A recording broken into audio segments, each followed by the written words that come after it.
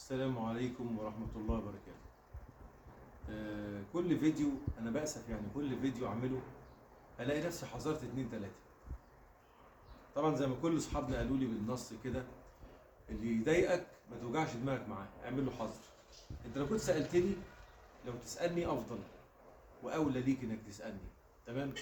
في ناس نقدتني بتقول لي اللحام بتاعك يا اسطى مش واخد ليه راحته.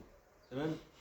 وحضرتك الاول ذاكرت الاول، ذاكرت الحاجه اللي بتشتغل معاها الاول، ذاكرت الماده، ذاكر الماده الاول، ذاكر الماده قبل ما تتكلم. بص هنا كده، ركز معايا كده، شوف الصدى هنا.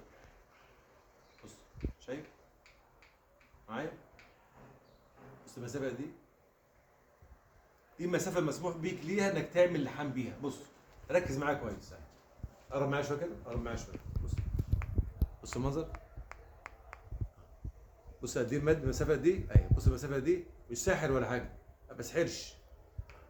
سامع؟ اهو. ذاكر معايا كويس. قد ايه المسافه؟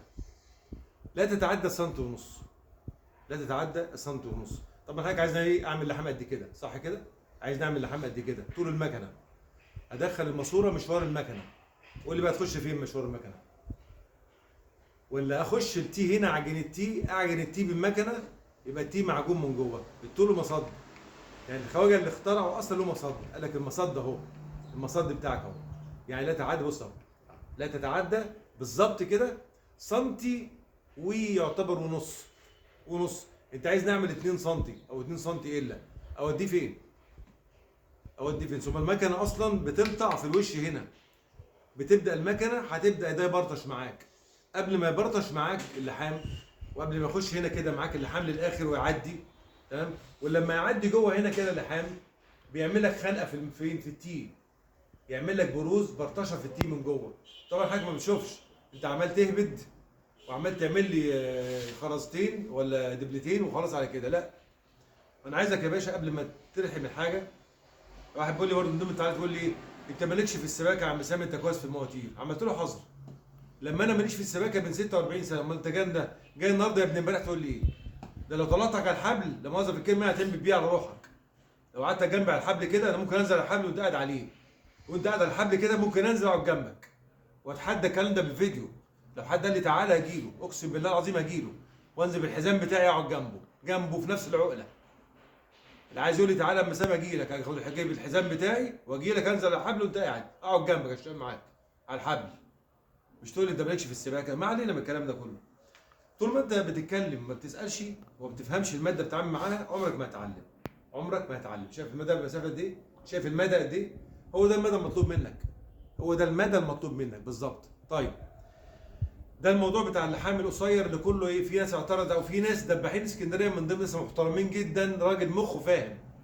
الراجل بتاع دباحين اسكندريه، الناس المحترمين دول ناس فاهمين. انا مش بحيي اي حد يقول لك الله ينور عليك يا عم سامي، مش ده اللي بحييه فيك. انا عايزك تقول لي بالنص كده، تسالني. انا اتكلمت على العزل واتكلمت عن مراحل العزل، محدش ولا واحد سالني قال مراحل العزل ايه بتاع الحمام، ولا واحد سالني. انا طبعا بحيي كل واحد اداني تحيه، بحييه جدا طبعا طبعا، بس انا احب كل فيديو تسالني. الناس امبارح اعترضت في كتير من قصه اللحام اللي انتهينا منه. الناس امبارح اتكلموا برضو على التي وعلى المحبس اللي احنا كنا في مشكله فيه. التي ده كان وشه في الحيطه كده ومواسير ظهر 4 بوصه كده، والعميل قعد يفحر جامد في التي، ما عرفش يطلع السن اللي جوه المكسور. حلو. والشقه غرقت. والحقنا يا حاج سامي والحقنا وبتاع، وبذلك اجلنا المعاينه النهارده بتاعت المواسير عشان خاطر الناس غرقانه والتي غرقان جوه الحيطه. طب انا شفت لو انت مخك شغال، انما انت مخك مش شغال، انت مخك شغال في حاجه واحده بس، عايز تصغرني وتقل مني. هي دي مشكلتك الوحيده، انك عايز تصغرني وتقل مني. لكن انت لو مخك شغاله معايا وراجل محترم كده فاهم انا بتكلم على ايه، هتعرف انا بتكلم هنا في ايه. قعدت كذا مره اقول المشكله كلها في لفه التي، ولا واحد قال لي لفت التي ازاي. ولا واحد قال لي لفت التي ازاي. ولا واحد قال لي انت ممكن يا عم سامي وانت بتلفت التي كده بالمفتاح تكسر ماسوره. ولا واحد قال لي ده ممكن وانت بتلفت التي كده تشرخ التي. ولا واحد قال لي الكلام ده. ليه؟ الخبره معدومه. الخبره يا جماعه معدومه. الخبره على الجديد سخن تك تك تك تك تك. امضي ايه ده مندوب؟ ضمنت الحمد لله انا سباك تمام، واصور جنب السيفون الحمد لله. لا يا حبيبي، مش هي دي السباكه؟ هي دي السباكه، هي دي السباكه، انك تلحق عميل غرقان، هي دي السباكه. فاكر شويه المواسير اللي لزقتهم جوه السباكه؟ والله العظيم ما هي سباكه، اقسم بالله العظيم هجيب لك ده قبل كده، نحات قبل كده، نحات جايبه قبل كده، قلت له الحم، ولحم عمل دبلتين 10 على 10. انت متخيل انك انت باللحامين بتوعك دول وكام ماسوره شبطتهم؟ دي السباكه؟ لا، ده السباكه دي فن، انك تنقذ انسان عنده مشكله، عنده مصيبه، انقاذ، تبقى راجل منقذ. النهارده واحد اسعاف عنده ما بيموت، النهارده واحد بيموت قدام منك كراجل منقذ اسعاف، هتعمل ايه؟ بتحاول شتى الطرق تستمر حياته. انما لا، لازم عمليه وغرفه عمليات ومجهزه والاكسجين يكون موجود وفريق من الاطباء يكون موجود. لسه هتحكي الحكايه دي، كل راجل مات. انا عندي عميل النبل ده مكسور، النبل ده ركز ذاكر كويس معايا، ذاكر يا عديم الخبره، يا عديم الخبره ذاكر. عشان واحد بيقول لي ايه المفروض تركب نبل نحاس هو افضل. افهم يا حبيبي، افهم يا حبيبي، افهم يا عديم الخبره. التي ده نمره واحد، نمره واحد عشان تلف التي القديم اللي بقاله حوالي 50 سنه مربوط. التي ده المدرسه اللي مركباه بتاعت انا، مدرسه الاسطوبه والسلاقون، مدرسه الاسطوبه والسلاقون مش اللاكيه.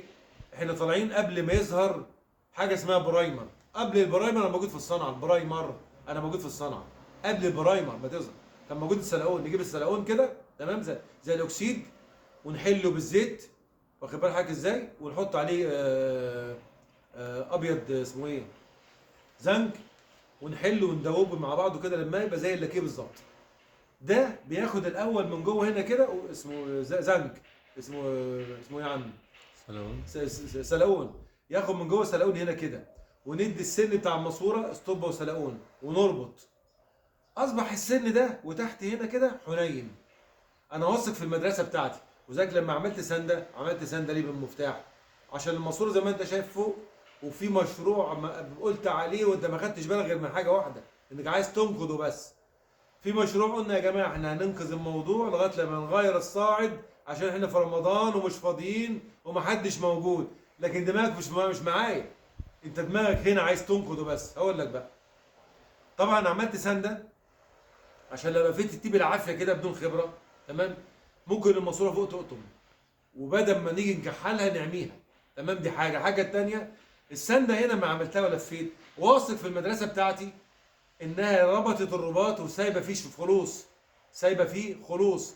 الخلوص ده هيجيب معايا رباط، لان هنا في اسطوبه وسلاقون، ولو تلاحظ التيم هيش اسطوبه وسلاقون، لكن انت ما عندكش خبره، ما عندكش خبره يا باشا. انت بتتكلم مع واحد بفضل ربنا عز وجل جاي من الجيل القديم، فما تتكلم معاه ترفع القبعه باذن الله سبحانه وتعالى. اسمع الشرح بقى.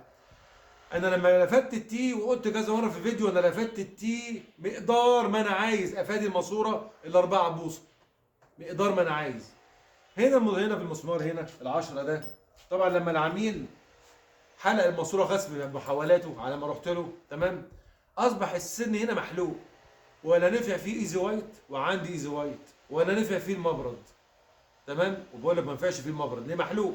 اضطريت ان انا كالعاده وانتوا بتعملوا كده طبعا، ان انا اضرب هنا كده بالمسمار عشان اطلع السن الداخلي بتاع النبل المكسور، تمام. فالسن الداخلي عشان النبل المكسور ده عشان اطلعه، تمام، حصل ايه؟ حصل دمار وشردمه في السن هنا، فده ما يسعفكش. ده النبل ده او اطول منه ما يسعفكش. ليه ما يسعفكش هنا؟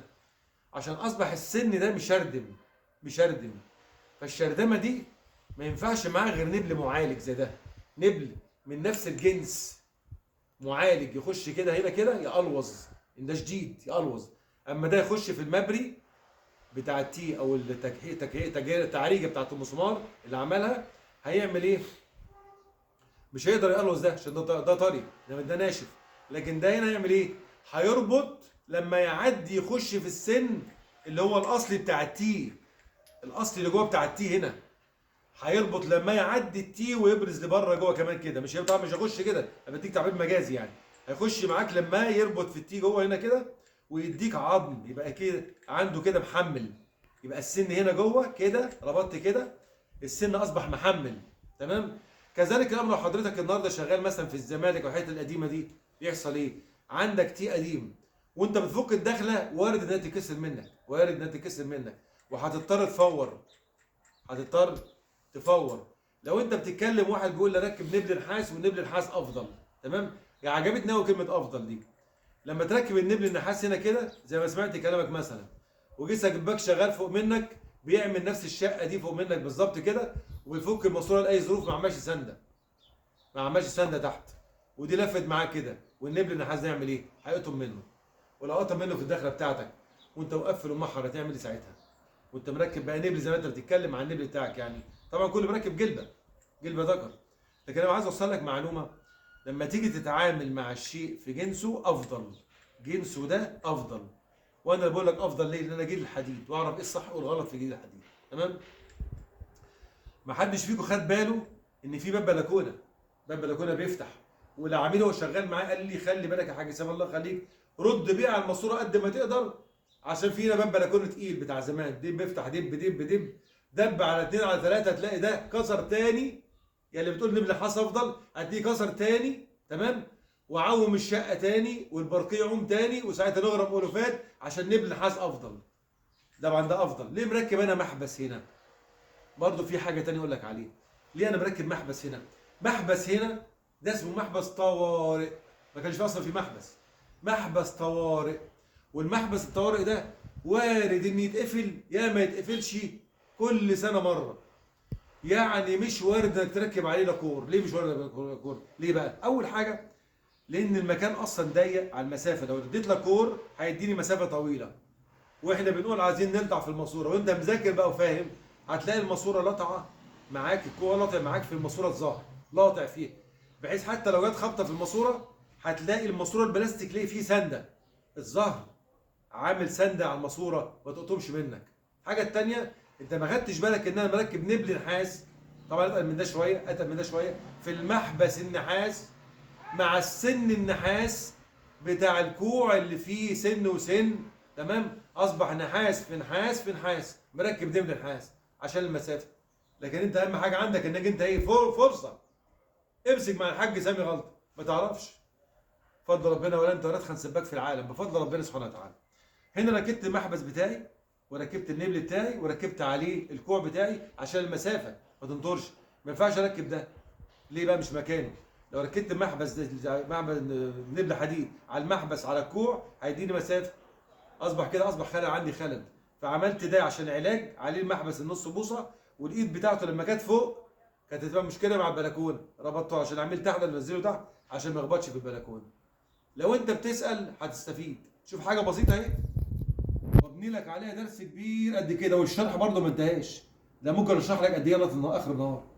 وياما حصل مشاكل في تيهات كانت اصلا متاكله محلوقه، يعني في تيهات من دي بتيجي اصلا هتقابلك محلوقه، ده محلوق خالص اتاكل السن بتاعه، ولازم غصب عنك مجبر انك تمشي الحال عشان الجيران فوق مش متعاونين وتحته مش متعاونين، وناس كبار في السن هيزعقوا ويعملوا مشكله معاك وتبقى قضيه عليك ان انت راجل عايز تكسر ماسورتهم وتكسر بلكونتهم، ولسه مش هطمين فوق وتحت. هتعمل ايه يا ريس؟ لازم غصب عن حبه عينك تتصرف مع التي ده. هتعمل ايه؟ هتجيب نبل الانفت المحترم ده، الانفت ده، وتربطه تمام بالاسطوبه بتاعتك كده الخفيفه قوي، اسطوبه خفيفه كده معقوله، تمام؟ بس مش تفلون. ليه مش اسطوبه مش تفلون؟ عشان الاسطوبه بتعمل كونتراست هنا كده، ولو في اي ليك بعد كده الاسطوبه بتملاه، الاسطوبه لوحدها بتملاه، اما التفلون ما يملاش ويجيب معاك ميه، ويفضل يجيب معاك ميه. لكن الاسطوبه هنا كده مع السن ده يمنع معاك ميه، تمام؟ مش عايز اطول عليكم، لكن كل حاجه يا جماعه من جنسها افضل. شوف شركه انفت دي من احسن الشركات في مصر، بقول من يعني التبعيض، كلهم كويسين، بس بتكلم بقول دي شركه محترمه جدا جدا، وبحب التهاب بتاعتهم دي. واحد يقول لي يا عم سامي السودا بتلم صدى. يا حبيبي في حاجه اسمها زمنيات صيانه، في حاجه اسمها زمنيات صيانه. ايه زمنيات الصيانه؟ النهارده انا عندي مثلا ركبت مجموعه زي كده مثلا في موتور، تمام؟ باجي بعد فتره عندي شيبات راكب فيها، عندي محبس راكب فيها، تمام؟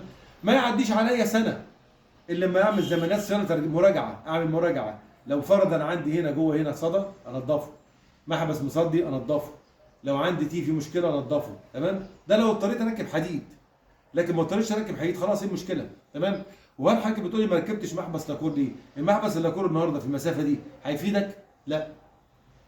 هتضطر تعمل جلبه بسن، والجلبه ام سن النحاس دي ممكن ما تجاوبش معاك في السن هنا، تعمل لك مشكله، تحتاج النبل.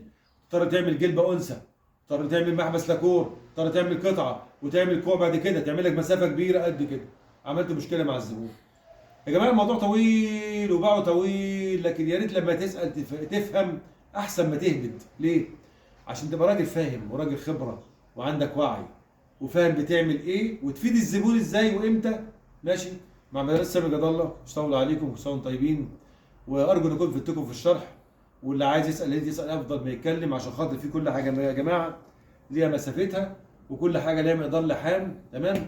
وربنا يسهل، المندوب جاي دلوقتي نصور معاه، وربنا يسهل حاجه الشغل يطلع زي الفل باذن الله باذن الله. صلاه سيدنا الصالم كتير، والسلام عليكم ورحمه الله وبركاته.